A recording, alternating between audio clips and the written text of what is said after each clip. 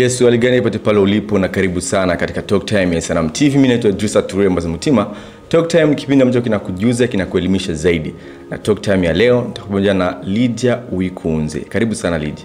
Asante sana. Tutaweka mada mezani ili tuweze kuichambua kiundani zaidi. Na mada yenyewe ni jinsi ya kujipenda na kujipa thamani mwenyewe. Ndio tutazungumzia kwa siku ya leo. Karibuni sana.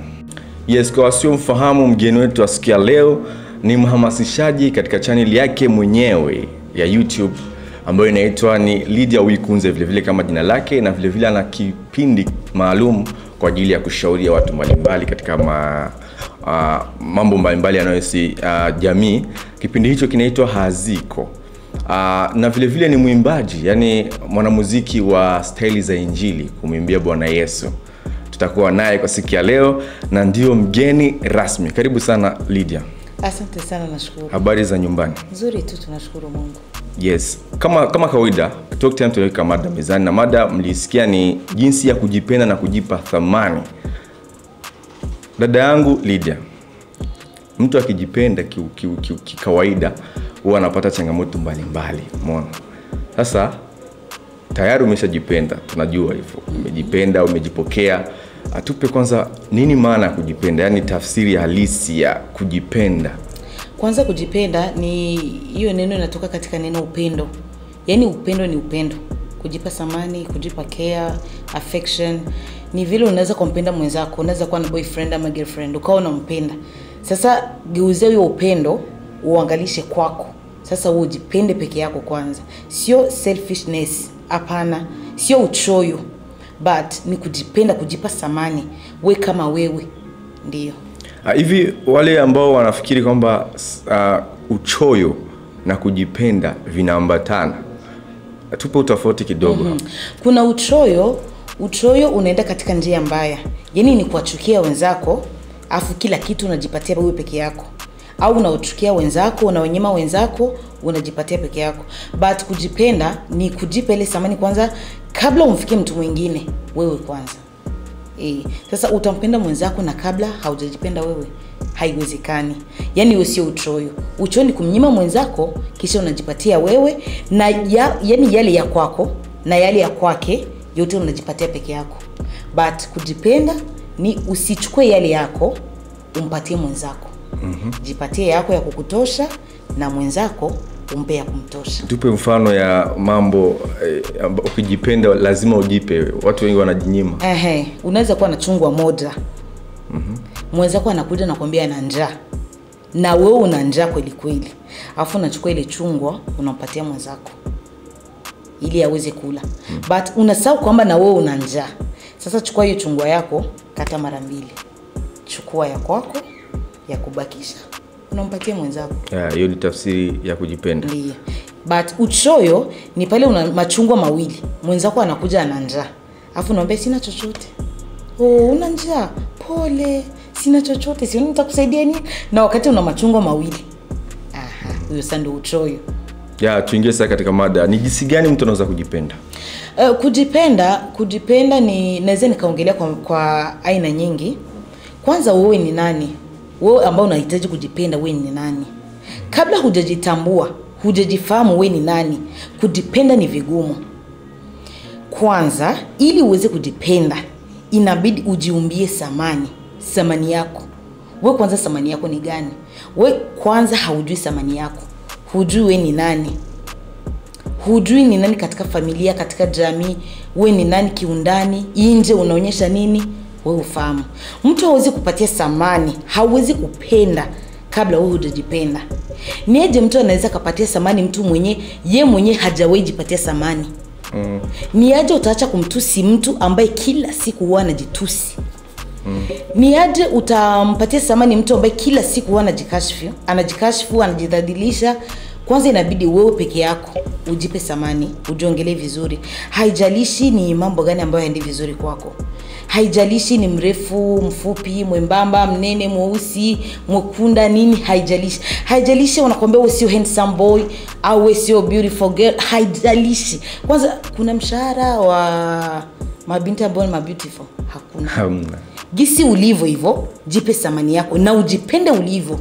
Hivyo jinsi Mungu alivyokuumba, aliona mnaeneleana. Huyo urefu wako aliona unakutosheleza, huo ufupi wako aliona unakutosheleza, huyo unene wako au wembamba wako, weupe wako au weusi wako. Hivyo gisi ulivyo, jipe thamani yako. Acha kuwa unajitusi mimi sina shape. Na waliokuwa na shape wana mshahara. Kuna mshahara ambao inchi huwa anatoa kila mwezi, watu ambao wana shape nzuri mshahara yao hii hakuna. Kuna mtu ambaye shawahi kula na asingekula siku hiyo sababu ana shape, labda aenda kafanya umalaya. But hivyo gisi uwe na shape mbaya, kwa nani atakwambia una shape mbaya? Nani atakwambia usio mzuri kama nani? Yeye ana uwezo gani wa kuweza kukwambia usio mzuri, wewe haufai? Yeye ni Mungu, ni yeye aliyekuumba. Basi kama unahitaji kujipenda, sio lazima kwanza mtu akwambie nakupenda. Jipende kabla hakuna mtu ashakwambia. Sio lazima Idrisa anambia Lydia wewe ni mrembo sana ndio nijue mimi ni mrembo. Hata Idrisa alisema sio lazima. Hata kama hujaniambia, taka unaambia uko mbaya wa aina gani, mimi nashika tu miro yangu au kioo changu najiangalia, sana mzuri kweli, una macho mazuri, unajiambia mwenyewe. Sio lazima mtu akwambie, jiambie vaa vizuri upendeze kabla nje hawajakwambia unapendeza. Basi Lydia unapendeza, umevaa vizuri, uko smart, umetokelezea poa. Hapo unajipenda na unajipatia thamani. Na hiyo itakusaidia kuwa na confidence katika maisha. Si lazima mtu akwambie, hapana, jiambie peke yako. Pili, si lazima uwe mtu ambaye unapatikana, jaribu kuwa bei. Yani uwe busy. Uwe busy usipatikane. Sio mtu anakuambia kuna party saa 4 ya usiku, afu anakuambia saa 3:30, dakika 15 umeshafika. Sio mtu nakuhitaji asubuhi, kesho asubuhi ushafika. Sijui nifanye kitu kuwa busy. Basi hiyo kuwa busy yako itaonekana una thamani. Mtu kukupata ataona kweli nimepata kitu cha thamani. Basi alikupata leo, atakupata kesho, atakupata kesho yake. Huyu nikimtaka tu ameshafika. Huyu nikimtaka tu ameshakuja. Kwani huna thamani. Kwa hiyo uumba thamani yako. Pili, acha kujaribu kufanana na watu wengine. Acha watu wengine wajaribu kufanana na wewe. Acha kufanya mambo sababu bigezweho, ni mambo ya kisasa. Kila msichana anafanya hivi, kila kijana anafanya, lazima nivae hivi, ni mambo ya kisasa ni Kuna mtu ashawahi jaribu kuongea kama hivi gesi ninavyoongea mimi. Mpaka nikamcheka sana.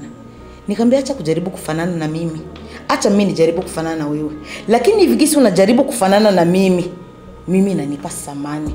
Inanionyesha kwamba vile nilivyojipenda, nikajipatia thamani yangu, basi na watu wananipa thamani na wanatamani kufanana na mimi. Acha watu watamani kufanana na wewe.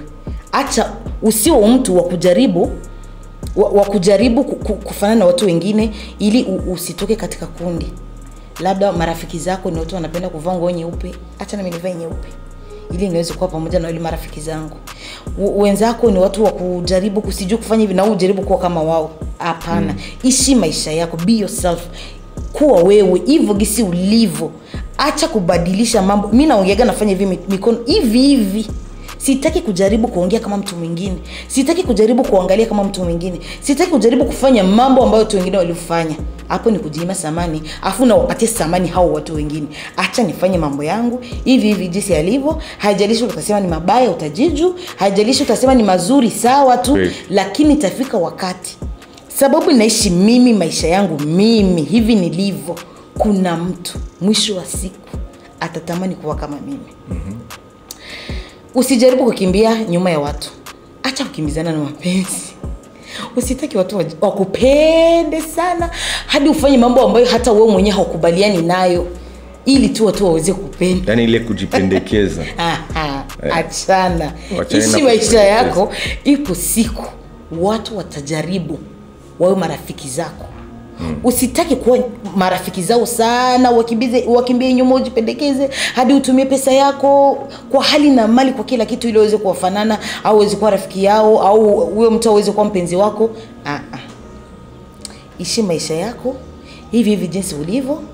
Yule mtu yule atakutafuta ili uweze kuwa rafiki yake. Hapo sasa ndio kujipa thamani. Pili, uwe na mitatu, usijui kama ni 3 ama 4, uwe na mipaka. Usiwe mtu kila kitu ni ndio. Okay. Yani tujifunze kusema hapana. Ndio, jifunze kusema hapana. Yani mimi ninajua thamani yangu. Nikisema hapana ni hapana. Utanilazimisha kusema ndio sababu gani? Sitasema ndio sababu tu unataka niseme ndio. Ninasema ndio sababu ndani yangu mimi ninajifahamu, ninajijua na nia kusema ndio. Hapo ninasema ndio.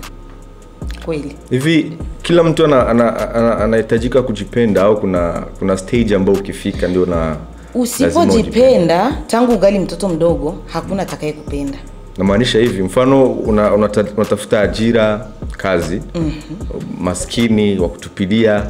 Unajua kuna baadhi kuna mwisho wa siku inabidi uwe chini. Yani ujiweke chini. Yani ujizarau ili uweze kupata kitu fulani, unyenyekee ili uweze kupata kitu fulani. Je, ni kila mtu anafaa kujipenda, yani ajiwekee mipaka jinsi ulivyosema ile mambo yote awe nayo wakati iko katika hii hali, au kuna stage, yani kiwango ambacho kifikia ndio unapaswa kujipenda na kujiinua ni mambo mawili tofauti. Kutojipenda na kujishusha ni mambo mawili tofauti. Kujipenda ni ile kujipa thamani. Mimi ni Lydia, hivi nilivyo. Najijali, ona nikuoneshe. Kuna mtu ambaye anaweza kaumwa sababu boyfriend wake amemwacha. Hana yani ile message asubuhi, mambo umeamka vipi mpenzi? Sababu haipati. Yani ana nia ya kupendwa but hapati hiyo upendo. Hadi anaumwa, kwa kiganga wanasema syndrome hash, hysteria. Niko mganga daktari. Nikisema mganga watajaza mfumo. Sasa hiyo care ambayo unaitafuta kwa mtu mwingine, kwa nini usijipatie? Unahitaji yule mtu kuandikia SMS asubuhi. Kama una sim card 2. Leo na Dumitel, andika mambo mpenzi. Unajiandikia mwenyewe? Ndio. Hiyo kali. Umekula na uko unajibu. Basi unasikia raha. Mimi asubuhi nikiamka najiangalia kwenye kioo cha garderobe yangu, najiambia dada uko mrembo. Kweli uko mrembo. Tena sana. Afu nikitoka nje naambia mtumishi wangu, wewe nakulipa hela. Basi njoo nipige saluti. Wasiponipa thamani nje, nitaitafuta thamani yangu hapo lipo. Sio eti sijishushi. Kujishusha na jishusha, lakini siko ule mtu nchi yao. Yani usinifanye kama kitunga, uniwekee uchafu twende, uniwekee nini twende. Hapana, mimi nafahamu ni nani, najua level yangu ni gani. Sio eti siwezi jishusha, sio eti siwezi jinyenyekeza, na nyenyekea but najipa thamani yangu. Najua mimi najipenda. I love myself. Yeah. Hapo ni utajuaje kama una thamani? Kwa sababu kuna watu ambao wana thamani lakini hawajui kama wanayo. Umeona? Hadi paka mtu anakudharau lakini angefaa kukuthamini. Ni sababu kwanza utakuwa jana thamani na usijue kama una thamani. Ni sababu unasubiri watu wakuambie kama una thamani ndio ufahamu kama una thamani. Hivyo ulivyo na thamani yako. Si lazima mtu akwambie, fahamu una thamani yako. Hivyo ulivyo, uwe maskini, uwe tajiri, uwe fukara, uwe nini, una thamani yako. Sababu tajiri wa kule juu anahitaji maskini. Mtu mdogo anahitaji mkubwa, mtu mkubwa anahitaji mdogo. Mimi mnene nahitaji mwembamba. Sababu kuna kitu ambacho siwezi nikafanya, inabidi mtu mwembamba anisaidie. Hata yule mwembamba kuna kitu ambacho hawezi, mimi mnene naweza. Kuna kitu ambacho mrefu hataweza, mimi mfupi ninaweza. Yani hapo nina thamani yangu. Kila mtu ana thamani yake. Na hata tukiacha mambo ya nje, hata kwa undani una thamani yako, sababu inawezekana kwa ni mtu ambaye haudanganyagi, unaga hizo tabia za kudanganya. Hiyo ni thamani. Inawezekana uko mtu ambaye uko useful.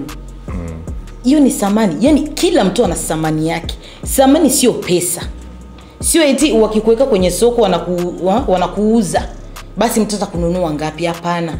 Wewe ni nani kwanza, unajipa thamani gani? Kila mtu ana thamani yake. Hata akiwa mdogo ana thamani yake, ukiwa mkubwa una thamani yako.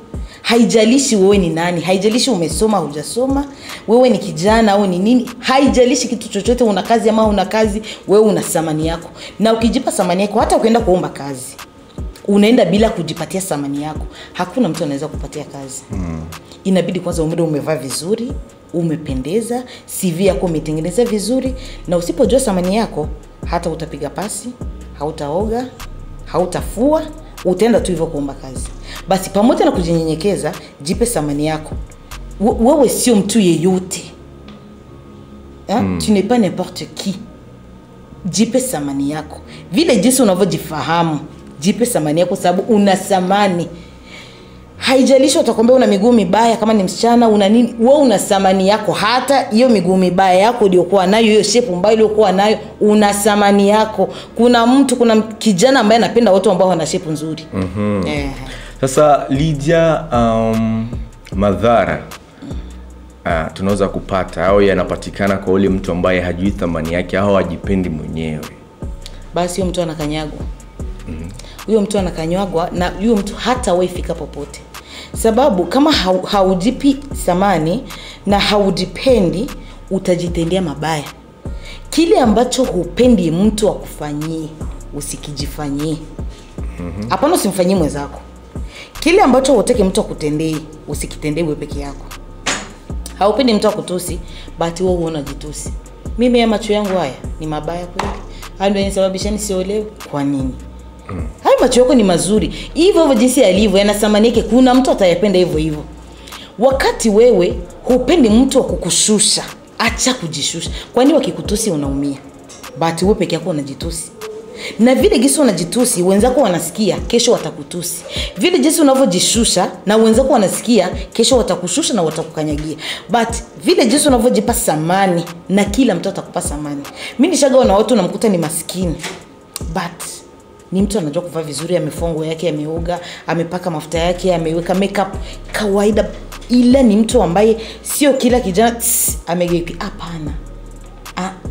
Ni mtu anajua thamani yake. Hata kwenye kazi yake wote wanajua yule mtu kabisa ni mtu iko serious na amejiheshimu, hata kama hana pesa, hata kama hana kitu chochote cha ziada, but anajiheshimu. Wakati sasa hujiheshimu, wakati hujipati thamani yako, wakati hujipendi, hakuna mtu hata umoja atakayekupa thamani katika maisha yako, wala atakayekupenda. Watakupenda sababu umejipenda wewe kwanza. Ndio madhara sasa hayo. Usipojipenda hakuna atakayekupenda. Usipojipa thamani hakuna atakayekuthamini, utakanyagwa sasa hapo. Hakuna watu ambao wanasema mtu akianza kujipenda uchukiwa na watu wengi sana. Hapo sasa ni ule uchoyo. Hapo unafananisha na uchoyo. Mtu ambaye ana uchoyo, mtu mchoyo anachukiwa na watu. Usiwe mchoyo, but jipende. Neno kama la kumalizia kwa watazamaji wa Isanamu TV katika kipindi maalum Talk Time, unaweza kuambia nini kwa wale ambao hadi sasa uliongelea mwanzo, kumradhi kidogo, umeongelea mwanzo kwamba huwezi kujipenda au kujithaminisha na wakati hujui wewe ni nani. Nataka tu kidogo tu ili tumalizie, utuambie ni njia gani mtu anaweza kuitumia ili atambue yeye ni nani. Unaweza jaribu kujigundua katika kila kitu. Zamani tulikuwa tunajicompare na wanyama. Ukiwa katika conflict, ukiwa katika matatizo na mtu, wewe ni mnyama gani? Kuna huyu mnyama ambao unaitwa colombe, ndege. Sijui ni kwa Kiswahili naweza nikasema ndege gani. Hiyo ikiwa katika, yani ni mfano wa amani. Wewe ukiwa na matatizo na mtu, je, ni mtu mwenye amani? Au uko kama simba? Kama una matatizo na mtu unamrukia, unamchana, mnapigana, mnachambana, mnafanya nini? Je, wewe ni mtu kama panya? Ukiona danger fulani unakimbia kuliko kuja ukabiliane na matatizo yako unayakimbia. Kwa hiyo sasa jaribu ujicompare, yani ujaribu kujicompare na tu vitu. Je, mimi mbele ya hii situation huwa nafanyaje? Hapo utaweza kujigundua na utaweza kujua wewe ni nani. Ukishaweza kujua wewe ni nani mbele ya pesa, mimi ni nani? Ikiwa kuna pesa fulani ambazo inabidi tugombanie, mimi ni mwaminifu. Hivi kweli mbele ya pesa mimi nabaki na amani yangu? Au huwa nakuwa na matatizo mambo kama hayo? Mbele ya kitu fulani mimi ni nani? Ikiwa kuna matatizo fulani, kwenye furaha mimi ni nani? hapo utajifahamu na utajijua. Na ukishajijua hapo utaona mabaya yangu ni haya, sababu no one is perfect. Utajua mabaya yangu, mapungufu yangu hapa ni haya, na nguvu zangu ni hizi. Ujue nguvu zako ni gani, mapungufu yako ni yako wapi, na uweze kutengeneza sasa haya mapungufu yawe nguvu zako. Na ukishaweza kubadilisha utajipa thamani, sababu utaona kweli wewe ni mwenye thamani. Kwanza si muongo, wewe si mwili, wewe si msharati, wewe si nini. Kwa hiyo utajipatia thamani yako, utasema mimi siwezi nikatembea na washarati, mimi si msharati, si malaya. Siwezi tembea pamoja na waongo, sababu mimi si muongo. Sababu umeshajigundua, umeshajifahamu, umeshajijua wewe ni nani. Siwezi tembea na watu ambao huwa wanapigana, sababu mimi si mshwanyi. Na inakuwa sasa rahisi wewe unajua ni nani, wewe ni nani ndani yako. Na ufahamu vizuri sana kwamba watu hawatakushikilia wakikamatia, hawatakushika jinsi unavyosema wewe, watakushika jinsi unavyoreact. Sio maneno yako ndio yatakufanya kujua ni mtu mwema, but matendo yako ndio yatakufanya watu wajue kama wewe ni mtu mwema. Na vile jinsi unavyojishika ndio wanajua mtu ni mtu wa thamani na ni mtu anayejipenda. Kwa hiyo watakupandisha na watakuinua. Sisemi ni mtu mchoyo, hapana, mtu anayejipenda. Ukijipenda utajitendea mema, ukijipenda utajipa affection, ukijipenda utajipatia care. Ni vile tu wanaanza kuambia usikule kitu hiki fulani kinaweza kuletea madhara fulani. Basi sina fulani alikufa, kwani alikuwa alikula hiki? Kwa hiyo haujipendi. Acha kufanya kitu fulani kinaweza kuleta madhara. Niachie bwana, acha nijipe raha. Kitu fulani kinaweza, yani haujipendi, haujijali. Ujipekea. Please. Kila mtu ambaye anatuona jipekea. Si lazima huyo kijana ambaye unatoka naye akupekea. Si lazima huyo binti ambaye unatoka naye ndiye akupekea. Kama ukikosa mtu akupatia care, basi unitafute nitakupekea. Na kama hautanipata basi jipatie care. Jipe hiyo upendo. Jiambie kwamba wewe ni mzuri. Jiambie kwamba wewe ni mtu wa thamani. Jiambie kwamba hii nchi ina bahati kwa umezaliwa katika hii nchi. Jiambie kwamba hapo ofisini kwenu wana bahati kwa wako na wewe ndani ya hiyo ofisi. But ina depend. Kweli wana bahati kwa wana wewe katika hiyo ofisi kutokana na kazi zako. Yeah. Kwa hiyo sasa jipe thamani, jipekea. Na nimesema kile kitu unajiandikia hata SMS. Watu wasipokupa thamani, tafuta thamani peke yako. Tafuta tarafi yako, basi nipigie saluti, nihisi tu nimeheshimika. Sababu naona uko nje hawanifahamu mimi ni nani. Basi wewe unayenifahamu nipigie saluti. Basi niambie mimi ni mzuri. Unaniona aje? Unageukia hata haijalishi una shepu gani, una sura gani, una nini. Basi hao wanaosema hivyo watajiju. Wewe jipe thamani yako na ujipende hivyo ulivyo na ujitendee haki. Yale ambayo hutaki mtu akutendee, usijitendee. Lakini ni ngumu. Ngumu aje? Ni ngumu kujipenda. Aje. Wewe ili kuchukua muda wa kiasi gani? Tangu nikiwa mdogo. Mimi bahati yangu kwetu tunazaliwa tukiwa watoto 9. Wa kwanza ni kijana, wawili wa kufuata ni wasichana, tena wakubwa. Kisha wanaume, kisha mimi. Mimi last born. Sasa hao dada zangu wawili mimi nikuja kwa mashauliwa. Yaani nimekomana wa kaka zangu. Nilikuwa napendwa sana na hata sasa. Okay. Sasa hivyo gisi nilikomana nikipendwa, nikajifunza hata mimi kujipenda. Si lazima wakaka zangu wanaambia niko mzuri ndio niamini niko mzuri. Si lazima wanaambia unajua kufanya kazi vizuri za ndani ndio najua kupika, najua kutandika. Si lazima wakwambie umetandika vizuri leo. Tandika ukimaliza sema kweli. Tayari nimeua. Ukipika useme kabisa hakuna mpishi mzuri kama mimi. Lakini wewe umepika vizuri kweli kweli. Isiwe tu ni maneno. Wewe umepika vizuri.